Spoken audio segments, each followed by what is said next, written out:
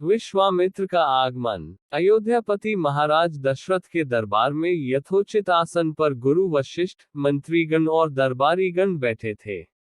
अयोध्या नरेश ने गुरु वशिष्ठ से कहा, हे गुरुदेव, जीवन तो क्षणभंगुर है और मैं वृद्धावस्था की ओर अग्रसर होते जा रहा हूँ। राम, भरत, लक्ष्मण और शत्रुघ्न चारों ही राजकुमार अब वयस्क भी हो चुके हैं। मेरी इच्छा है कि इस शरीर को त्यागने के पहले राजकुमारों का विवाह देख लूं।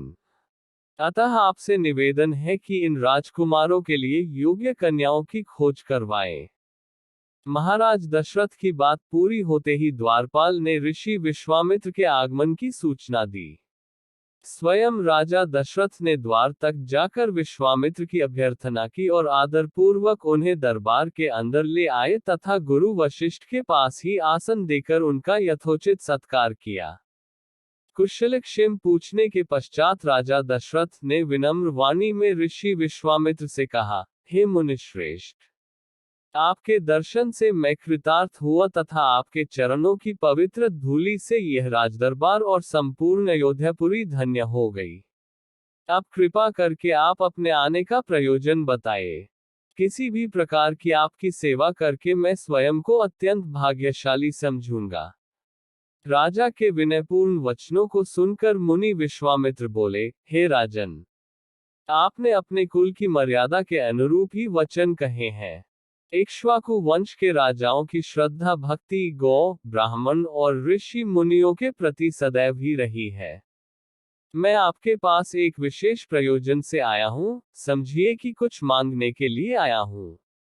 यदि आप मुझे वांछित वस्तु देने का वचन दे तो मैं अपनी मांग आपके सामने प्रस्तुत करूँ। आपके वचन न देने की दशा में मैं बिना कुछ मांगे ही वापस लौट जाऊंगा। महाराज दशरथ ने कहा, हे ब्रह्मर्षि, आप निःसंकोच अपनी मांग रखें। संपूर्ण विश्व जानता है कि रघुकुल के राजाओं का वचन ही उनकी प्रतिज्ञा होती है। आप मांग तो मैं अपना शीश काटकर भी आपके चरणों में रख सकता हूँ। उनके इन वचनों से आश्वस्त ऋषि विश्वामित्र बोले, राजन, मैं अपने आश्रम में एक यज्ञ कर रहा हूँ। इस यज्ञ के पूर्णाहुति के समय मारीच और सुबाहु नाम के दो राक्षस आकर रक्त, मांस आदि अपवित्र वस्तुएं यज्ञ वेदी में फेंक देते हैं। इस प्रकार यज्ञ पूर्ण नहीं हो पाता। ऐसा वे अनेक बार कर चुके हैं। मैं उन्हें अपने तेज से श्राप देकर नष्ट भी नहीं कर सकता, क्योंकि यज्ञ करते समय क्रोध करना वर्जित है।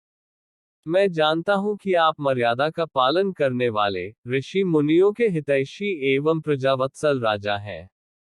मैं आपसे आपके ज्येष्ठ पुत्र राम को मांगने के लिए आया हूं, ताकि वह मेरे साथ जाकर राक्षसों से मेरे यज्ञ की रक्षा कर सके और मेरा यज्ञानुष्ठान निर्विघ्न पूरा हो सके। मुझे पता है कि राम आसानी के साथ उन दोनों का संहार कर सकते हैं। अतः केवल 10 दिनों के लिए राम को मुझे दे दीजिए। कार्य पूर्ण होते ही मैं उन्हें सकुशल आपके पास वापस पहुंचा दूंगा।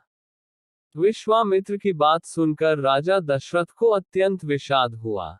ऐसा लगने लगा कि अभी वे मूर्छित हो जाएंगे।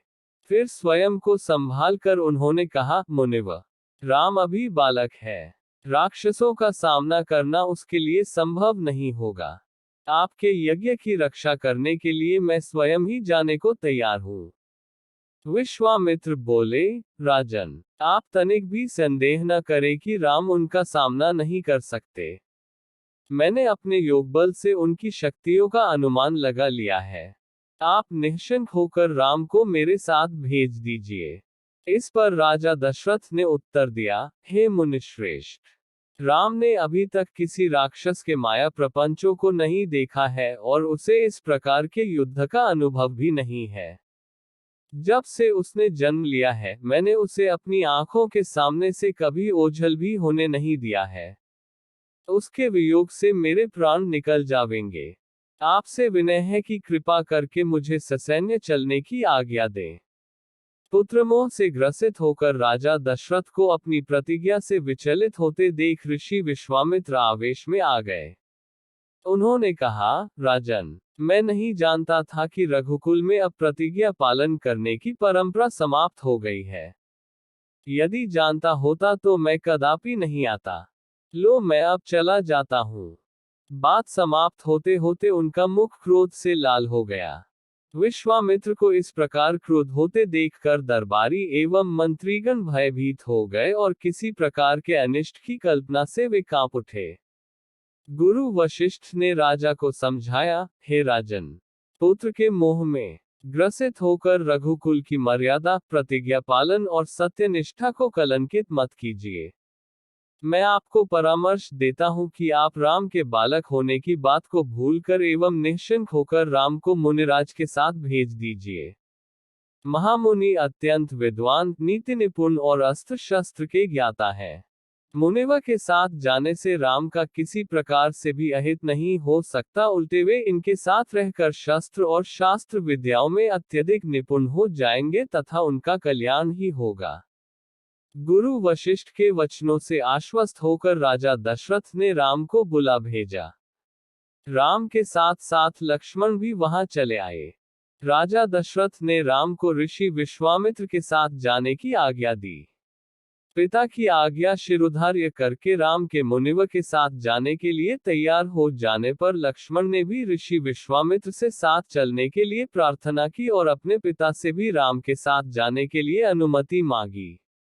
अनुमति मिल जाने पर राम और लक्ष्मण सभी गुरुजनों से आशीर्वाद लेकर ऋषि विश्वामित्र के साथ चल पड़े। समस्त अयोध्यावासियों ने देख कि मंद धीर गति से जाते हुए मुनिश्रेष्ठ विश्वामित्र के पीछे पीछे कंधों पर धनुष और तरकस में बाण रखे दोनों भाई राम और लक्ष्मण ऐसे लग रहे थे मानो ब्रह्मा जी के पीछे दोनों अश्विनी कुमार चले जा रहे हों। अद्भुत कांति से युक्त दोनों भाई गो की त्वचा से बने दस्ताने पहने हुए थे, हाथों में धनुष और कटी में तीक्ष्ण धार वाली कृपाणें शोभायमान हो रही थीं। ऐसा प्रतीत होता था मानो स्वयं शौर्य ही शरीर धारण करके चले जा रहे हो। लता विटपों के मध्य से होते हुए 6 कोस लंबा मार्ग पार करके वे पवित्र सरयू नदी के तट पर पहुंचे। मुनि विश्वामित्र ने स्नेहयुक्त मधुर वाणी में कहा, हे वत्स, अब तुम लोग सरयू के पवित्र जल से आचमन स्नानादि करके अपनी थकान दूर कर लो, फिर मैं तुम्हें प्रशिक्षण दूंगा। सर्वप्रथम मैं तुम्हें बला और अतिबला नामक विद्याएं सिखाऊंगा। इन विद्याओं के विषय में राम के द्वारा जिज्ञासा प्रकट करने पर ऋषि विश्वामित्र ने बताया, ये दोनों ही विद्याएं असाधारण हैं। इन विद्याओं में पारंगत व्यक्तियों की गिनती संसार के श्रेष्ठ पुरुषों में होती है। विद्वानों ने इन्हें समस्त विद्याओं की जननी बताया है। इन विद्याओं को प्राप्त करके तुम भूख और प्यास पर विजय पा जाओगे। इन तेजों में विद्याओं की सृष्टि स्वयं ब्रह्मा जी ने की है। इन विद्याओं को पाने का अधिकारी समझकर मैं तुम्हें इन्हें प्रदान कर रहा हूँ। राम और लक्ष्मण के स्नान आदि से निवृत्त होने के पश्चात विश्वामित्र जी ने उन्हें इन विद्याओं की दीक्षा दी। इन विद्याओं के प्राप्त हो जाने पर उनके मुख मंडल पर अद्भुत कांति आ गई। तीनों ने सरयू तट पर ही विश्राम किया। गुरु की सेवा करने के पश्चात दोनों भाई तृण शैयाओं पर सो गए।